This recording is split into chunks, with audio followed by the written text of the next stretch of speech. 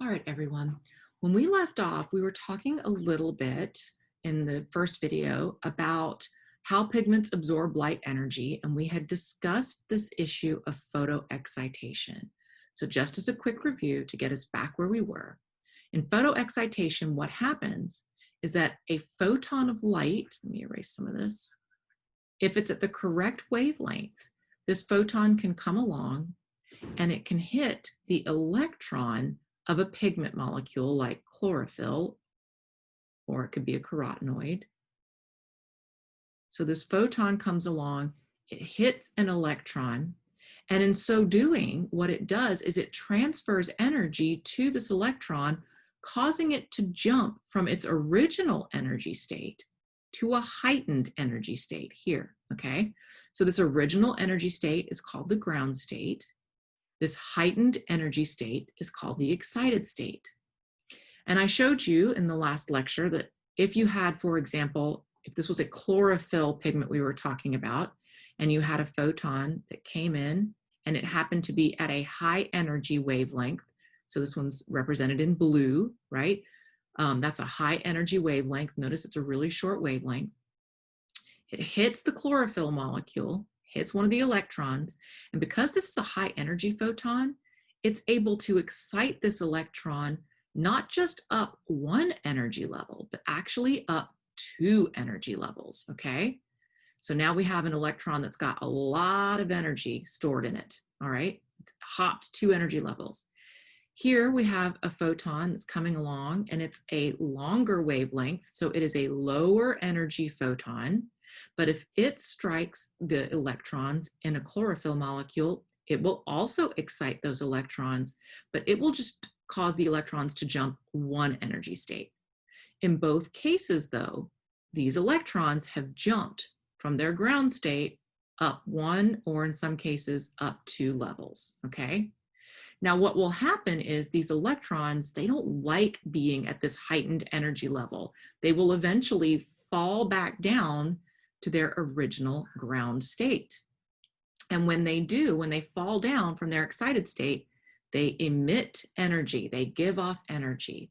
So what we were talking about at the very end of the last lecture is what happens to these excited electrons and what happens to the energy from these excited electrons. And I told you at the end of the last lecture that one of the things that can happen is you can excite these electrons and then they fall back down to their ground state. And when they do, they can give off light in the form of fluorescence, or they can give off heat. So that's one thing that can happen, okay? A second thing that can happen is the energy from these excited electrons can be passed to other molecules.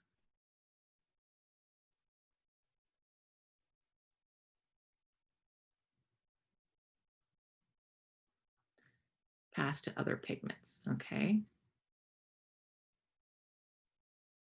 So in this figure, we've got a photon has hit a molecule of chlorophyll. It's excited an electron. That electron passes its energy here as it falls back down.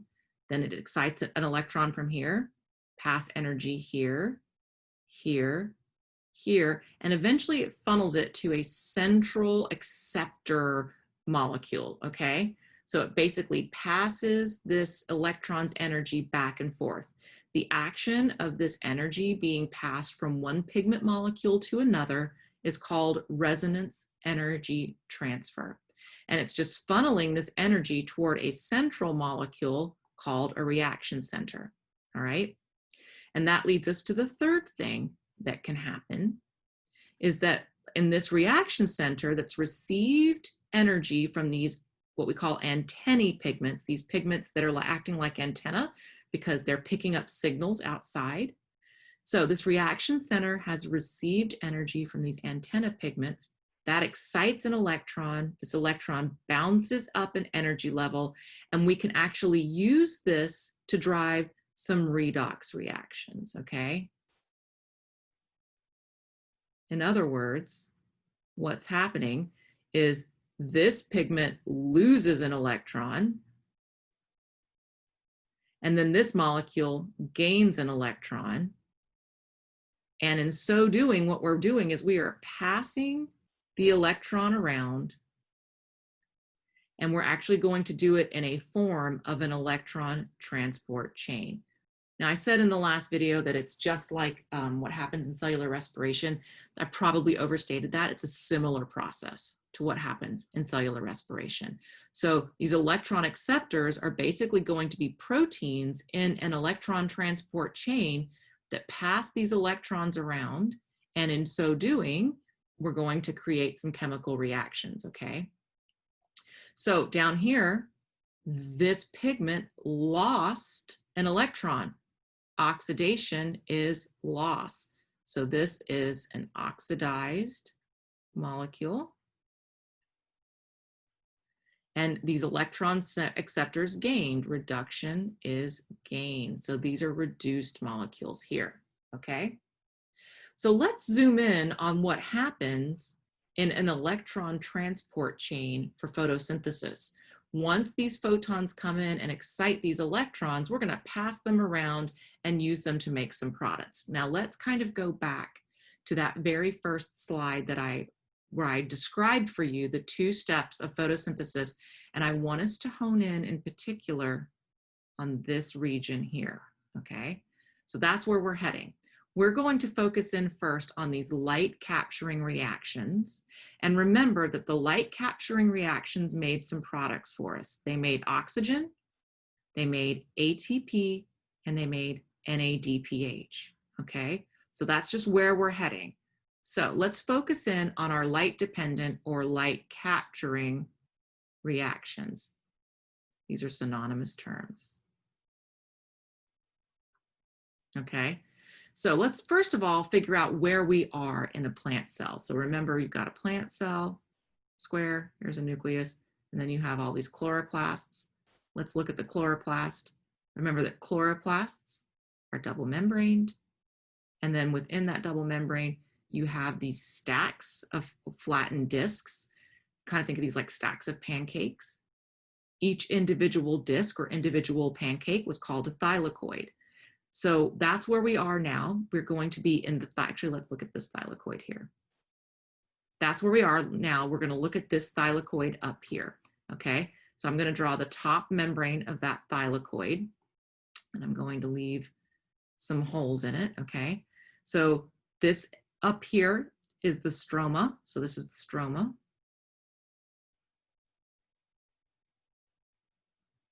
In the middle here is the lumen. That's the interior of the thylakoid. And then this piece right here is the thylakoid membrane. And I'm just going to put TM for thylakoid membrane. So all of these light capturing reactions are happening in the membranes of these little thylakoid discs, okay? And the light capturing reactions consist of a series of electron transport proteins that we break up into 2 protein clusters called photosystem 2 and photosystem 1.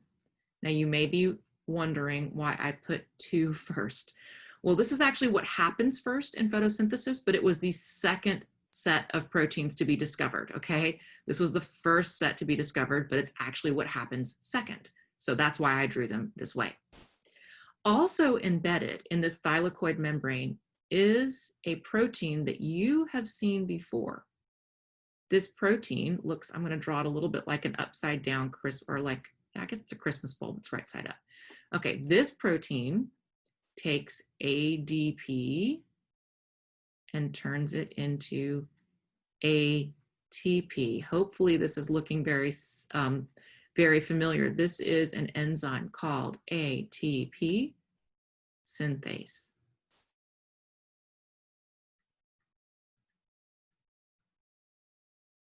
All right, so let's break down what's happening in each of these photosystems.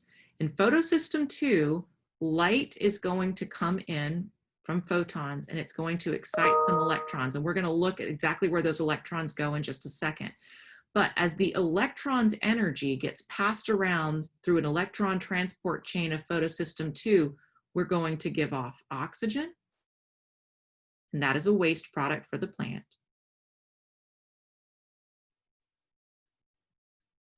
And the other thing that's going to happen is we're going to use this energy from this electron to pump a bunch of protons into this thylakoid lumen.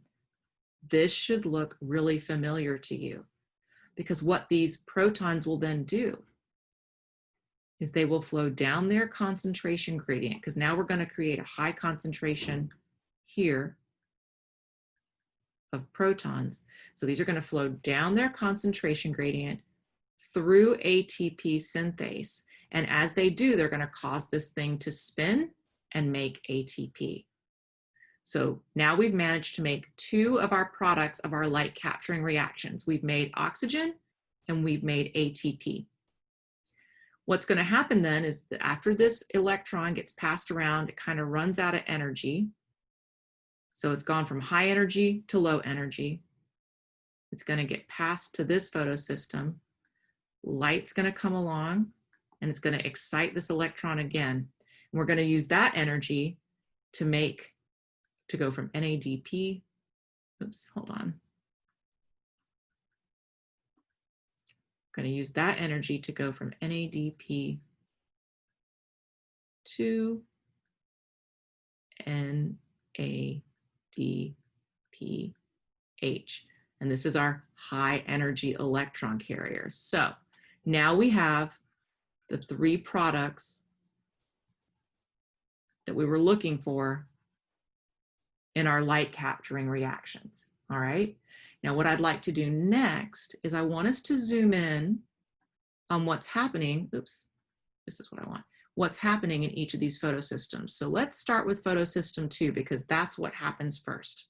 All right, so let's hone in on photosystem 2.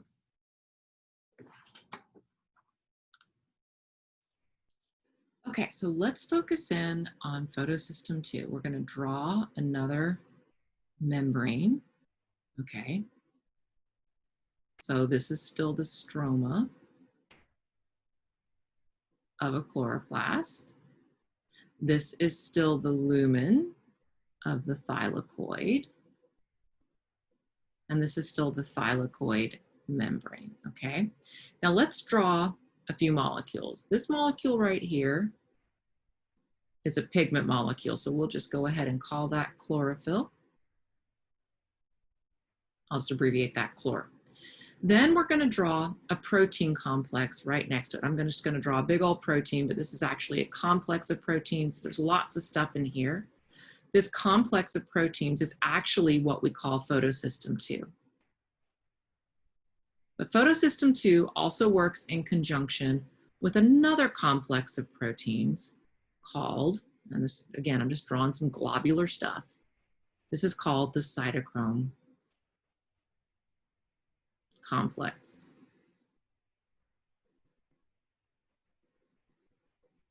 So I'll just put cytochrome complex. All right, so here's what happens in photosystem 2. Some light comes along. We're going to draw. And in this example, we're going to say we have 2 photons of light. So these are 2 light particles. They are traveling at the appropriate wavelength for chlorophyll to absorb their energy. When that happens, it excites some electrons in this pigment. But remember back here how we could use that energy to jump from pigment molecule to pigment molecule? Well, we're going to use that energy to jump here. So we're going to excite a couple of electrons. And as these electrons get excited, we're going to transfer their energy to a pigment molecule that's embedded in this photosystem 2 complex. Remember I told you guys about a reaction center?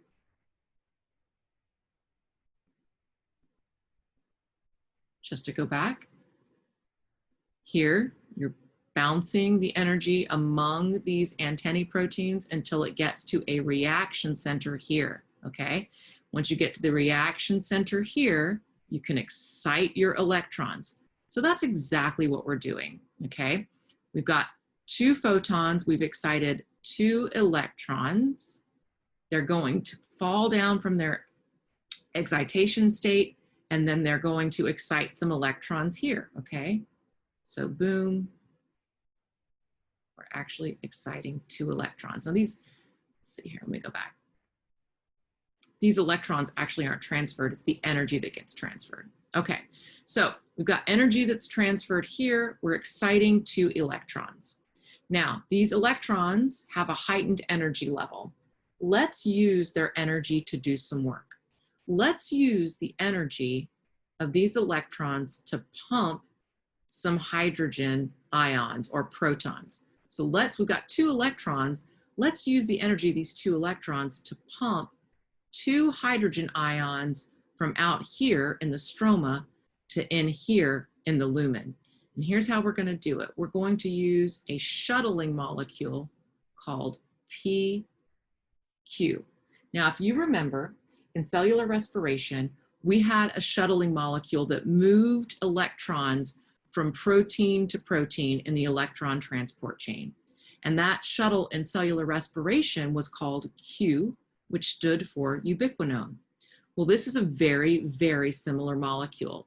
Only instead of being Q, this one is called PQ, which stands for plastoquinone.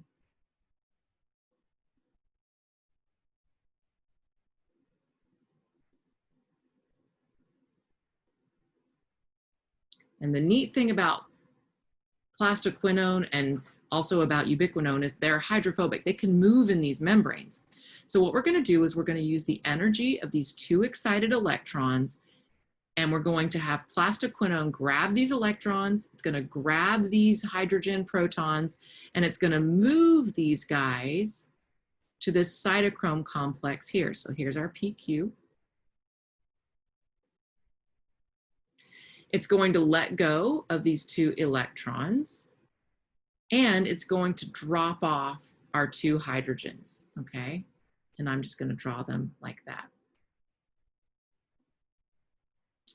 So you can envision that if you did this process over and over again, you kept exciting electrons and then moving them over, exciting electrons and moving them over.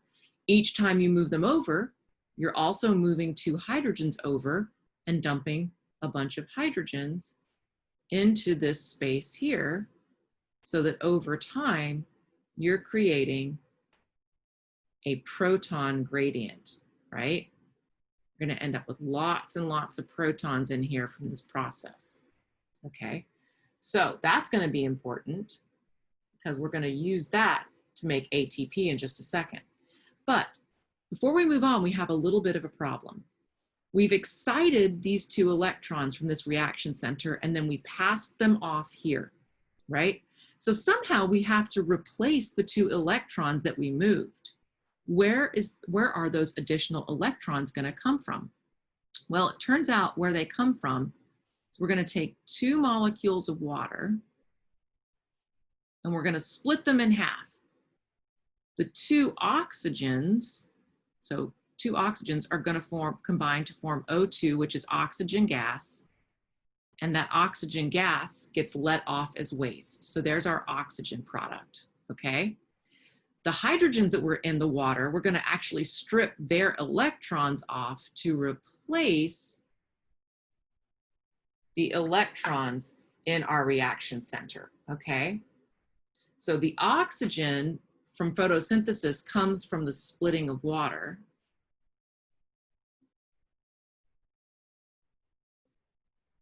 Splitting of water.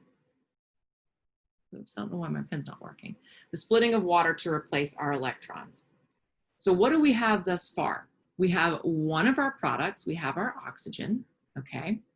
And we've also got a buildup of hydrogen ions. All right, so let's look at this in a little bit better diagram. Here's your book's diagram. So let me move this around a little bit so that we can see this a little bit better. Okay, so what do we have going on here? We have 2 photons hitting our pigment over here, transferring their energy to this reaction center. That excites 2 electrons, okay? These 2 electrons get shuttled by a plastoquinone molecule, but they don't travel by themselves. we're also going to pick up some hydrogens. So we're going to move these 2 electrons along with the hydrogen in this direction. We're going to drop off our electrons and we're going to drop off our hydrogens. And you can see that what we've now done is we've created this proton gradient so that what can happen next is that these protons can move from an area of high concentration here to an area of low concentration here, right? And as they move through this ATP synthase molecule, they cause this thing to spin. That spinning action takes ADP and turns it into ATP, okay? The other thing that happens is we've got to replace these 2 electrons, and the way we're going to do that is we're going to split water. We're going to take H2O. We're actually going to take 2 of them.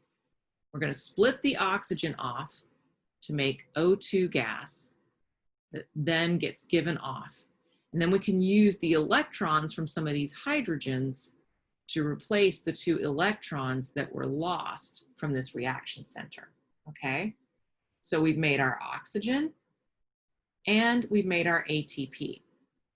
Now, remember that the light-dependent reactions make oxygen, they make ATP, but there's one more thing that we have to make. We have to make our high-energy electron carrier, okay? So you could say that this happens due to the action of photosystem 2, but the creation of this high-energy electron carrier is going to happen due to the action of photosystem 1. So let's hone in on photosystem 1 next. All right. So photosystem 1, I'm going to kind of, again, we're going to draw our membrane, and I'm just going to put a little box here for photosystem 2. We've already honed in on that. We know that it's got 2 components, whatever, whatever. All right. So now let's draw photosystem 1. Photosystem 1 is going to have 1 large protein complex in it, okay? And what's going to happen, remember we had our electrons that were dropped off by plastoquinone, by our PQ. At the back here, here's our 2 electrons. They've been dropped off, and at this point, they've done some work. So they're kind of exhausted of energy, and so that's where we are here. These 2 guys have done some work and they're exhausted of energy. So we're going to use some more photons to come along. Well, first of all, let me back up. We're going to move these electrons 1 more time. Okay. This time we're going to use a little bit different shuttling molecule called PC to move them.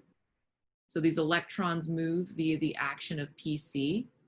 PC is actually called plastocyanin, but it works just like PQ.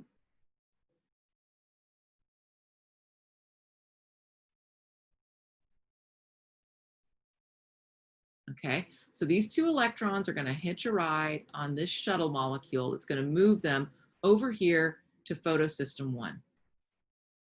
Once they are in photosystem 1, we need to recharge these guys. They are out of energy, so we're going to use a couple more photons. So 2 more photons are going to come along.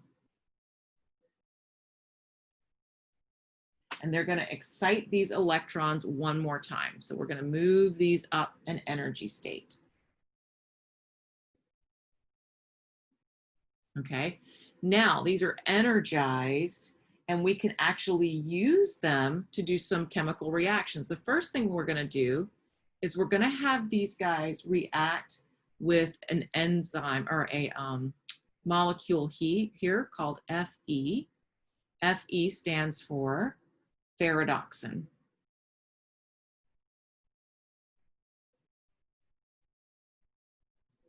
Okay, ferredoxin is an iron molecule. So the first thing we're going to do is we're going to pass these electrons here. Ferredoxin is then going to pass these electrons to an enzyme, NR. NR, so I'll put Fe for ferredoxin.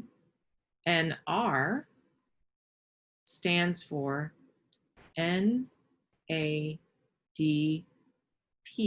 reductase.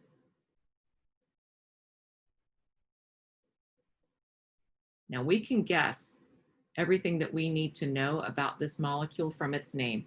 If you have an ACE at the end of a molecule, that means it is an enzyme. Reductase, if you're reducing something, reduction is gain. So this is an enzyme that's going to help NADP gain electrons. And remember, I said that if you want to follow the electrons, you follow the hydrogens.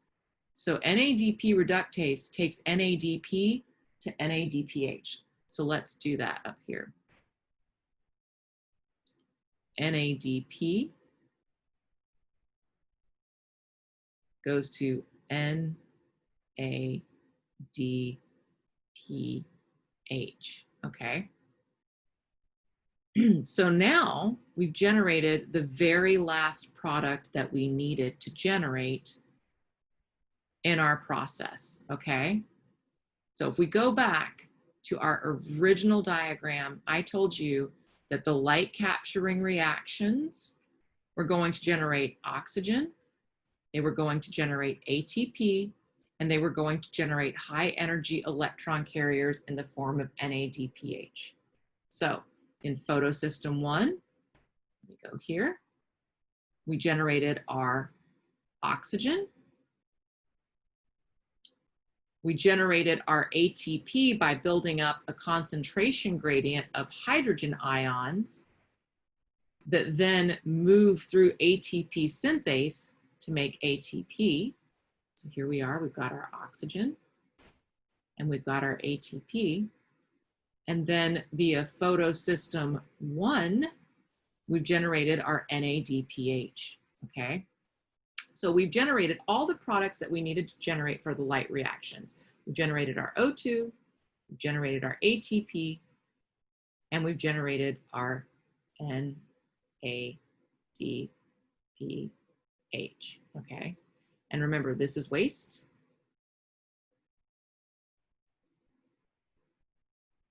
And these are going to be used to make sugar. We're going to use the energy in these molecules to make sugar. Now, I know that might be a little confusing, so let's look at all these together, okay? So here we have the whole set of systems put together, and we're going to follow 4 photons this time, okay? So here we have, oh, come on back. So we've got 4 photons. They're exciting some energy. That energy gets transferred to photosystem 2. So this is photosystem 2. We're going to excite 4 electrons, okay? These electrons are going to get transferred to plastoquinone, which is a shuttling molecule, and they're going to take some hydrogens with them. So plastoquinone is going to go along with our electrons, along with our hydrogens. Here's plastoquinone. It's pumped some hydrogen here, okay? And it's dropped off our 4 electrons. These 4 electrons then get attached to a different shuttling molecule called plastocyanin. Plastocyanin is going to move these electrons over here to photosystem 1. And at this point, our electrons are out of energy. So we are going to recharge them. We're going to take some more photons. We're going to transfer the energy of those 4 photons to another pigment molecule. It's going to excite these 4 electrons. Now they have high energy again. These 4 electrons get transferred to ferredoxin. They get transferred to an enzyme called NADP reductase. NADP reductase takes NADP and makes NADPH. Okay. Now, so we've got NADPH, boop, boop, boop, boop. We've got ATP that we get from the diffusion of our hydrogen ions moving through ATP synthase. So there's that one. And then once again, the oxygen comes from the fact that we've got to replace these lost electrons with some electrons we borrow from water to keep the whole system going, okay? So if we replenish our electrons from water, then we can keep electrons flowing through this system and we can continually have these products made. all right? Another way to look at this is looking at something called the Z-scheme. The Z-scheme is just a way to visualize the movement of electrons between photosystems. So here we've got our photons. This is photosystem 1. Sorry, photosystem 2, and this is photosystem 1. So here what we have, let me move this a little bit so you can see it better. Here what we have is our 4 photons of light coming in, and they're using resonance transfer to transfer their energy to the pigment in photosystem 2. That excites 4 electrons. These 4 electrons move via the action of plastoquinone. They move through the cytochrome complex. Once they're in the cytochrome complex, they attach to plastocyanin, and then they move to photosystem 1. At this point, they're energy depleted, and we're going to add some more energy via photons to excite these electrons one more time. Now they have energy again. They can be transferred to ferredoxin. In turn, they can be transferred to NADP reductase, and they make NADPH, okay? So this Z-scheme is just a way of showing that we excite the electrons, we deplete them of their energy, we excite them, and we deplete them, okay? But the whole goal of this entire process, remember, was to get these 2 molecules so that we could then input them into the Calvin cycle, because the Calvin cycle is where we're actually going to take some CO2 and we're going to use those carbons to make sugars. And that sugar is going to serve as stored energy for us.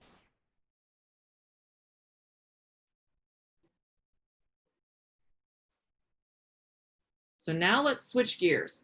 We've talked completely about our light capturing reactions. Now let's talk about the Calvin cycle. And sometimes you'll see this referred to in textbooks as the light independent reactions. Because at this point, we are done with pigments. We are done with capturing photons. This stuff happens without any photons input. What we're going to use for energy instead are the ATP and the NADPH that we've already generated, all right? But the first thing we have to do is we need to get some carbon into our plants in order to drive this cycle, in order to have our carbon source. So how does that work? Well, it turns out that there's more CO2 in the air than there is inside a leaf, right? Or inside a plant. So if there's more in the air than there is inside a leaf, you should be able to have diffusion occur, right?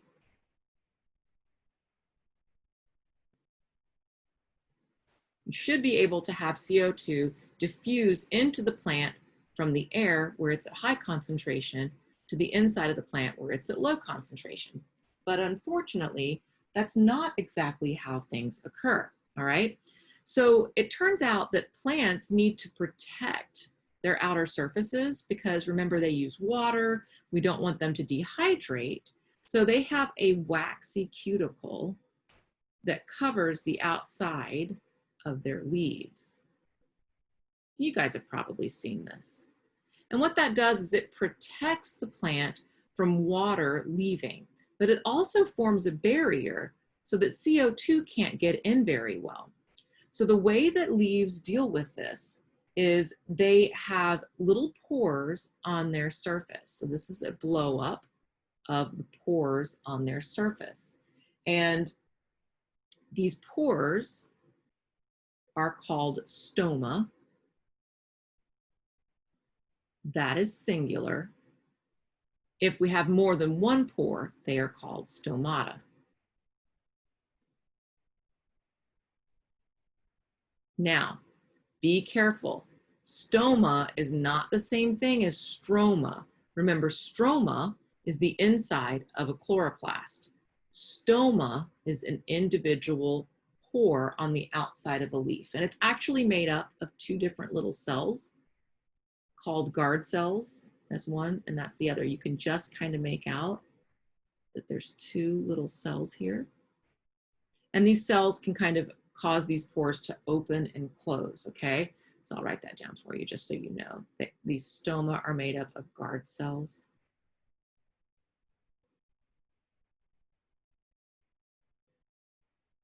These can open and close.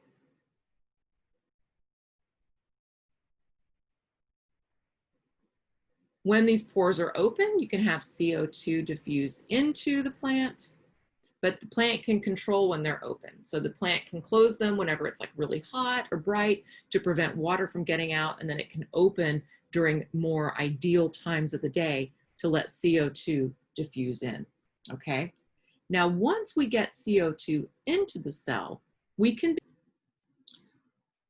okay, so once we've got some CO2 in these leaf cells, what we're going to do is we're going to use that CO2 to make a couple of 3-carbon sugar molecules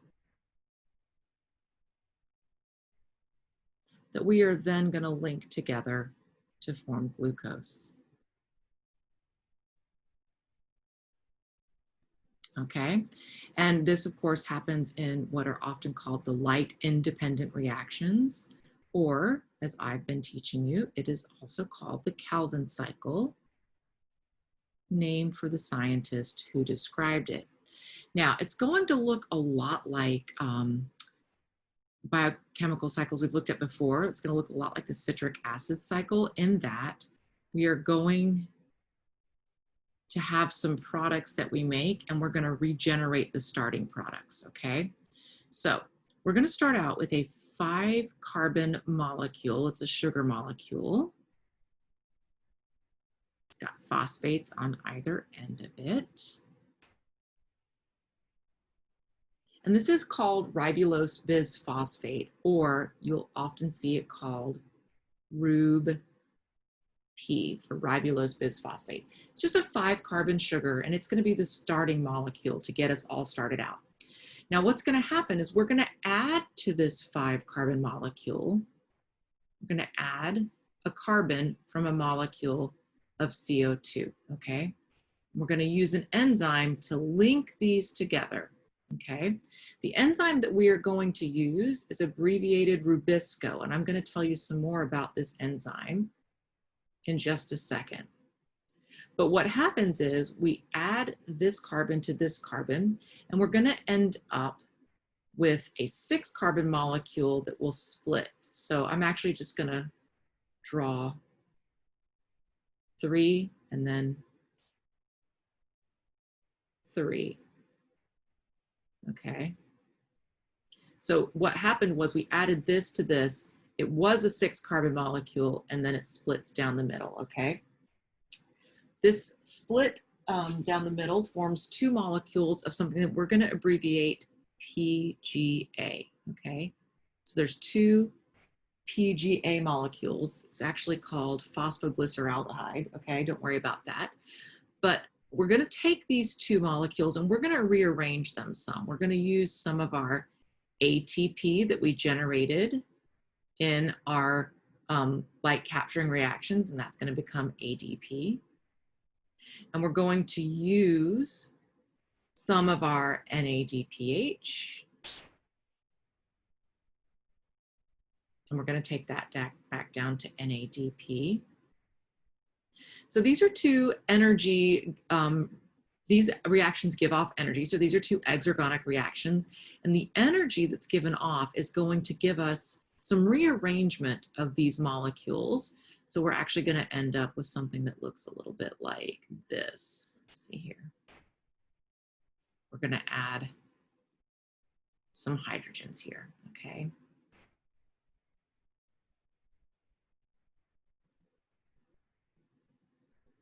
Okay, this is the sugar molecule I was telling you about, okay? It's actually called glyceraldehyde 3-phosphate, but I'm just going to abbreviate it as G3P, glyceraldehyde 3-phosphate. All right. Now, what's going to happen is one of these glyceraldehyde 3-phosphates is going to get used to make glucose.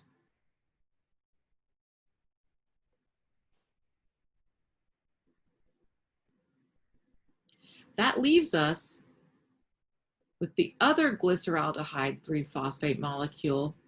We're going to use it to eventually regenerate our RUB-P up here. So let me do some erasing here. Let's erase that guy.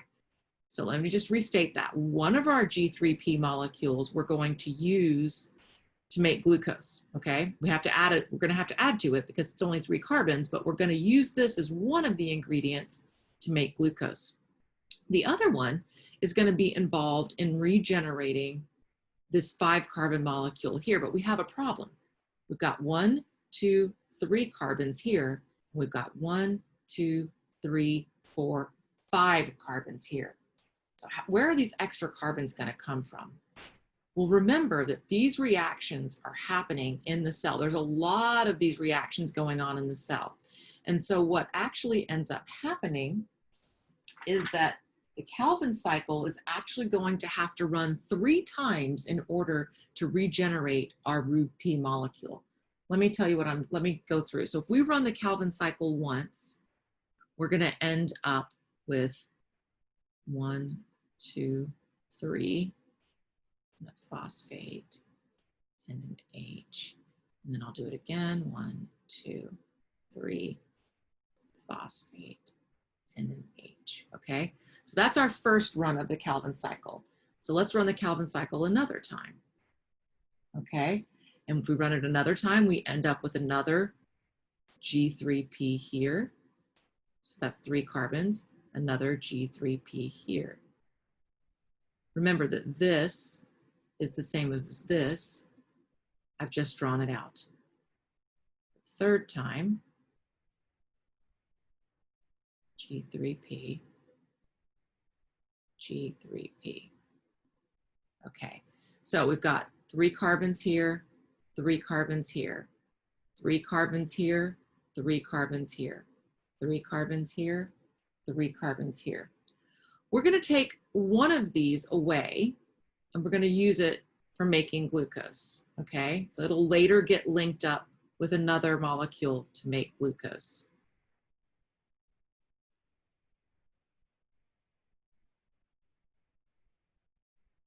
The rest of these are all going to be involved in regenerating RUB-P.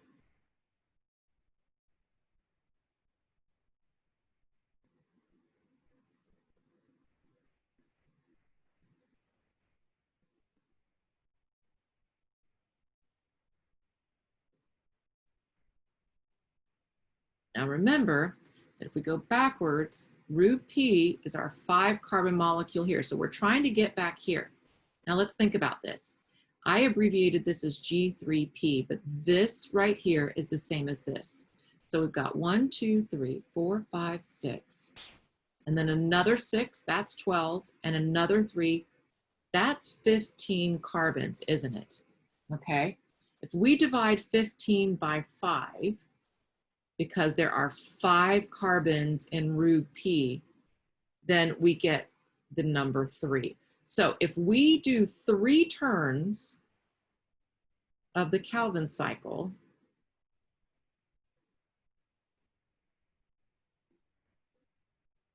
if we do 3 turns of this Calvin cycle, we can get 1 G3P for making glucose, and then we can use the remaining 5 to generate 3 RUB-P starting materials, okay? And what I'll do, I know that this is a little bit of a difficult concept, so there's an animation video that I will put in your week 6 folder, okay? Just in case you're struggling to visualize this.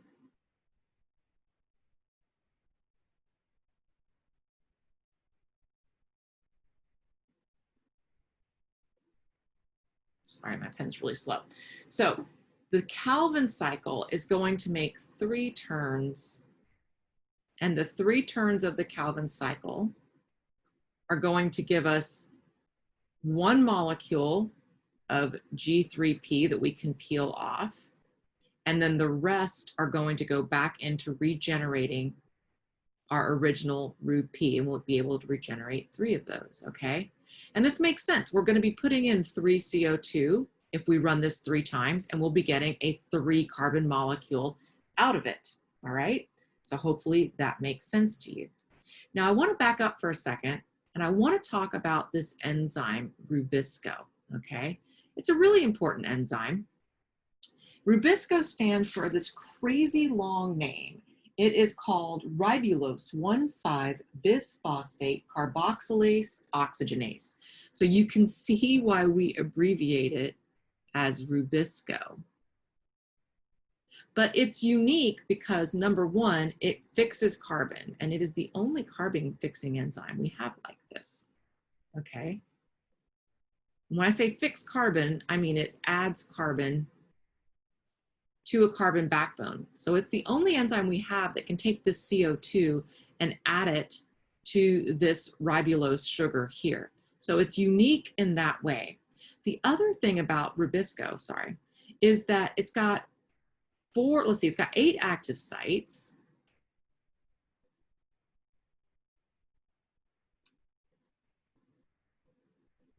Okay, so it's got 8 different places that it can perform this reaction where it sticks a CO2 onto a molecule of RuP. But these active sites are super, super slow. Each active site can only do 3 reactions per second, and that's quite a slow reaction rate. So what plants do to compensate for the fact that Rubisco is super, super slow is they make tons of this enzyme. So plants make tons of this. Because it's so slow and they need this process to run, they make so much Rubisco. As a result, we believe that Rubisco is the most abundant protein on Earth.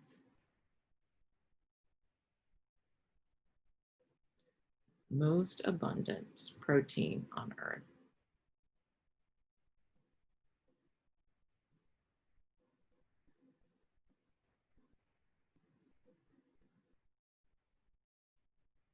Okay, so I just wanted to bring that up because it's a really, really important enzyme. We think of it as sort of foundational to our food chains, right? The last thing I want to say about the Calvin cycle before we walk away from photosynthesis as a process is that we can think of the Calvin cycle as occurring in 3 phases, okay? And maybe this will help you to understand the Calvin cycle a little bit better. In the first phase, you have fixation of carbon. What does that mean? The first phase is where we take a molecule of RuP and we add a carbon onto it from carbon dioxide. So fixation, it means attaching a carbon. And remember, this is done by the action of Rubisco.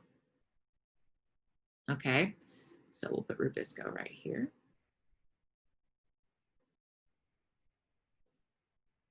The second is reduction, okay?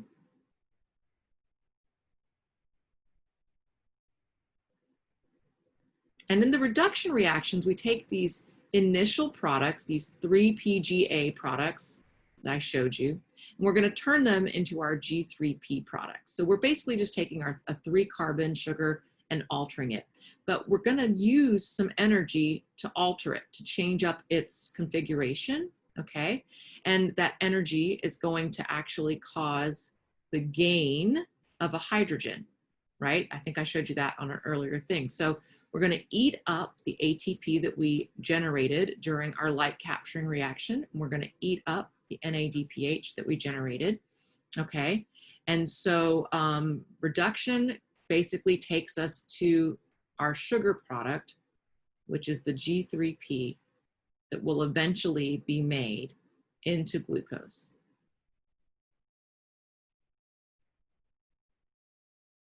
And then the third phase is regeneration.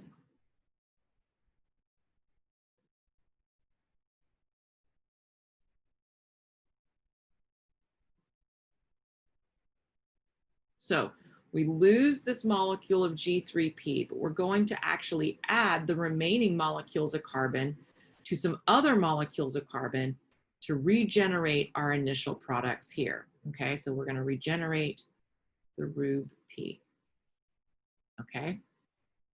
Now I know this might seem a little complex, but again, I want you guys to watch the animation video that I post for you in the folder, and hopefully that will help you to understand this process, okay? The last thing that I want to say about photosynthesis is we talked a lot in class about how photosynthesis is really important because it is foundational to our food chains. It builds the glucose that we use as storage molecules for energy, right? But the other thing that photosynthesis gives us that we've seen is it gives us oxygen as a byproduct. And we actually believe that it is the process of photosynthesis that generated the oxygen atmosphere that we currently breathe today. So without the evolution of photosynthesis, we as organisms might not be here because we might not be able to respire using cellular respiration, all right? So photosynthesis is important because it generates the glucose that forms the basis for our food chains, but it's also important because it gives us the oxygen that adds to our atmosphere. With that, I'll go ahead and stop our chapter 10. I'll post the animation videos for you, and you can ask any questions that you'd like relative to your exam on Wednesday. Bye-bye.